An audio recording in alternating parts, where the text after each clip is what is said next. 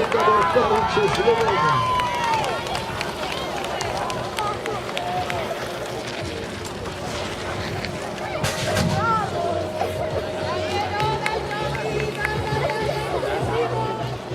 Seguiamo i rider della categoria Giro G2 dove andiamo a vedere il Thunder Sport Padova con Eduardo Di Sarocca preso il comando. Abbiamo la prima posizione, attenzione, purtroppo c'è un avvicinamento, anzi siamo a seguire quindi Pianiscana Trentina con Martino Sepato che alla comando, quindi Mix Verona, quindi abbiamo il numero 195 con Vittorio Sama, attenzione c'è una frenata per Vittorio Sama, quindi il Pianiscana Trentina Martino Sepato che tiene il comando e conquista la vittoria davanti a Vittorio Sama. Edo, non mollare!